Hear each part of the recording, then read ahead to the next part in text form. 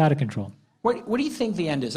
What is the end game here? Well, we are, make no mistake, well, you are, I'm out, because I sold, but you guys are in the middle of an enormous multivariate kind of Ponzi scheme. And so let me explain that to you because it's important for you to understand. You get courted by investors, okay? These are not people writing checks out of their own balance sheet.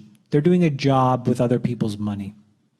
And for that, they get one thing that's obvious, which is a yearly fee. And then something that's non-obvious, which is a part of the gains if what you do works. Okay, right? Everybody understands that? That's how a fund that invests in you works. That fund is getting paid fees every year and then carry at the back end if it works, okay? They come to you. They're like, we want to partner with you. You're the best. We're going to help. You're so awesome. Have a fleece vest. It has our logo on it.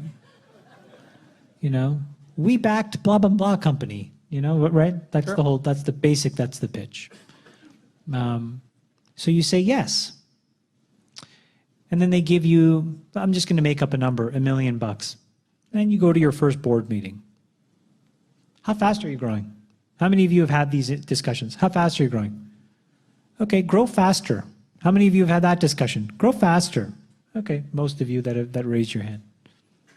Well, it would probably shock you to know that almost 40 cents of every venture dollar right now goes right back into the hands of Google, Facebook, and Amazon. What do you think is happening there? Do you think that's all profitable growth? No. That's there to fund your superficial growth. Just because the entrepreneur or the VC gives you $1 million and tells you to grow faster, do you have better product market fit in that moment? No. You're doing what you're told to do, which is to take their money and make the company grow, superficially grow. Then what do? They turn around to their buddies and say, look at this thing, it's growing. You should do the B.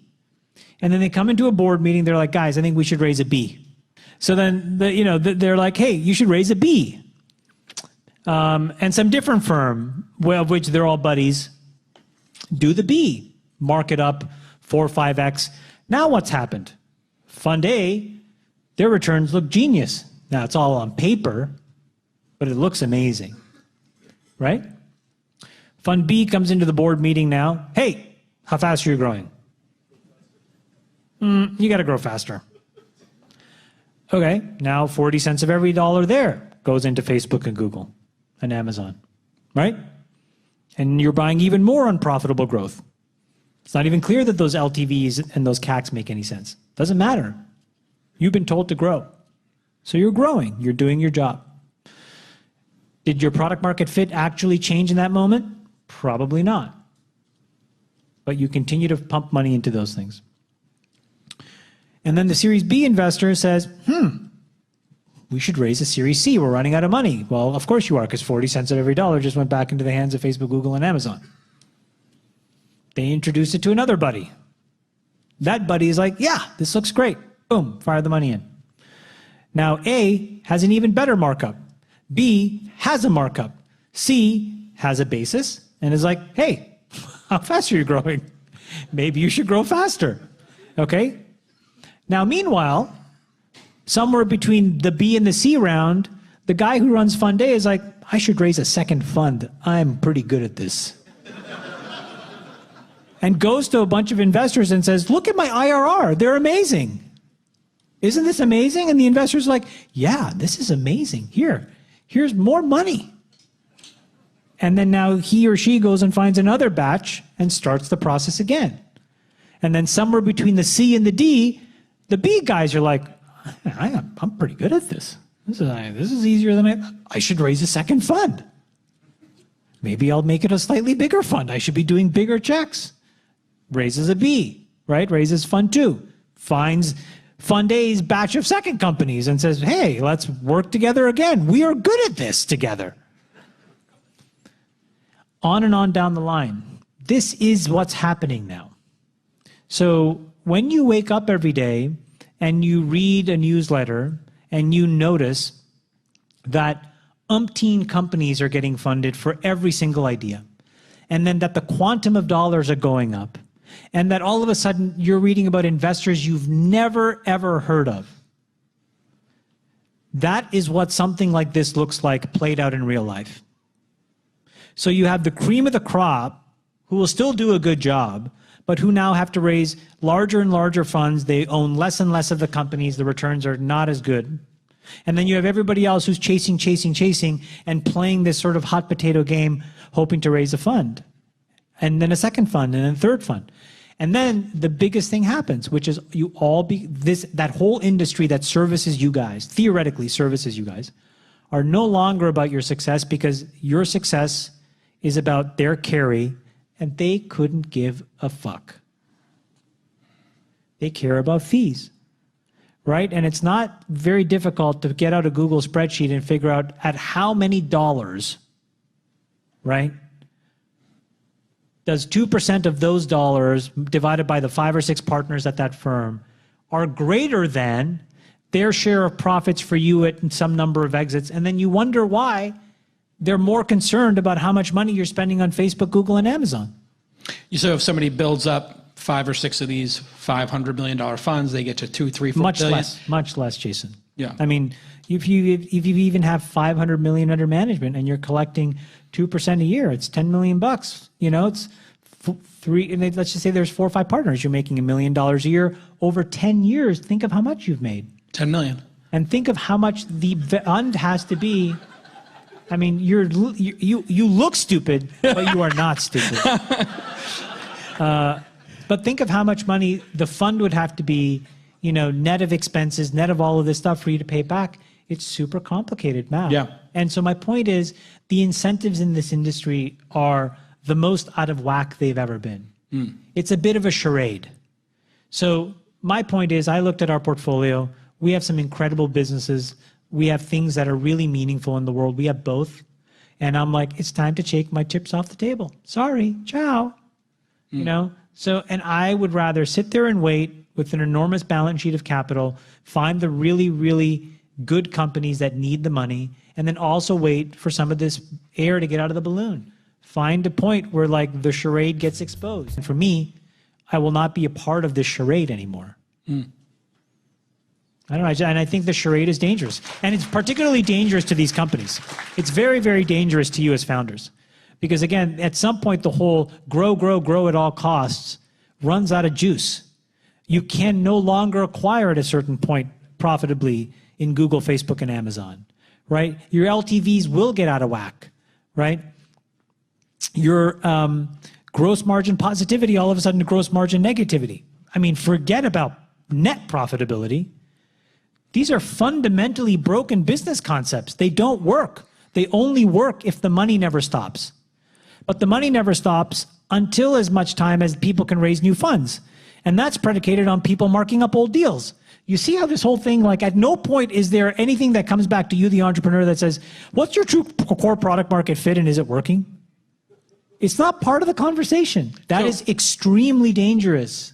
So I can't prognosticate and pick a time. That's not the point. But I think the point is that there has to be much more sobriety in terms of how companies grow.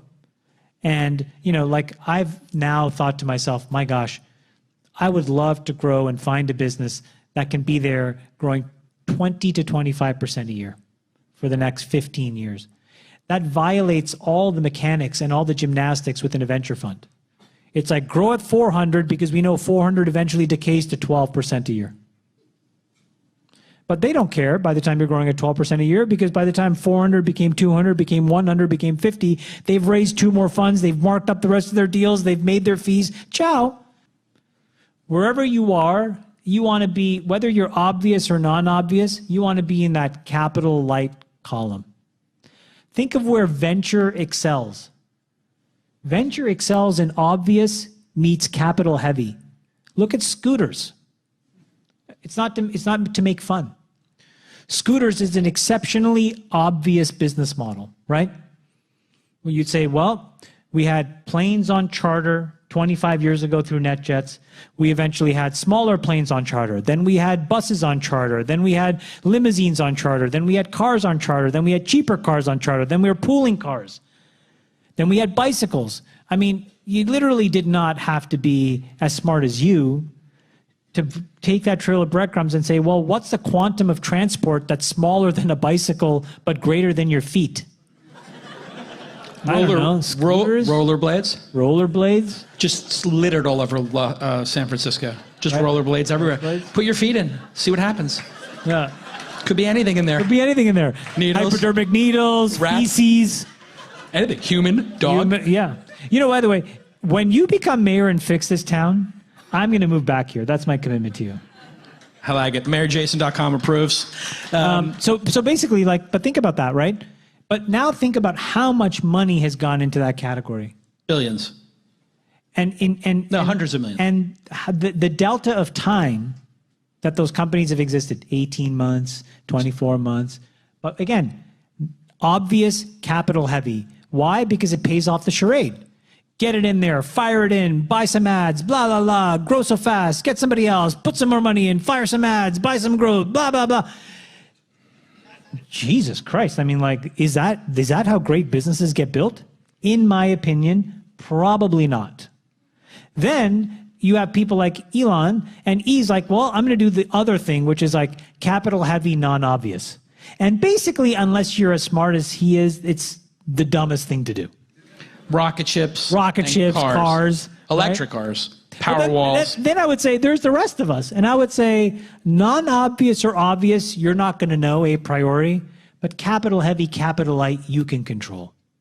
And I love this idea of things like, it takes $2 billion to launch a product. And, that $2 billion, because of how much it costs, you need like 20,000 customers. And we go off and we find those 20,000 customers for $2,000. And we're like, $2 billion is spent to acquire these people. What? And so, but instead what we said was, let's just seed it with 50K. It's kind of working. Let's put in another 200K. It's kind of working. My point is, there's a level of discipline I've arrived at now in terms of the things that I think should be, how I like companies to be built. Because otherwise you're always going to be getting whipsawed by the fund dynamics, by what LPs are demanding of the GPs, by what GPs have issues with respect to compensation. And so there's a whole bunch of vagaries that have nothing to do with you.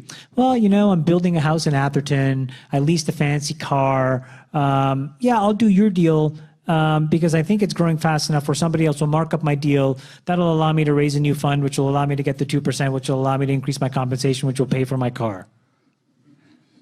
I'm sorry, guys, but like if you think that that's not what's happening, you're lying to yourself. You are lying to yourself.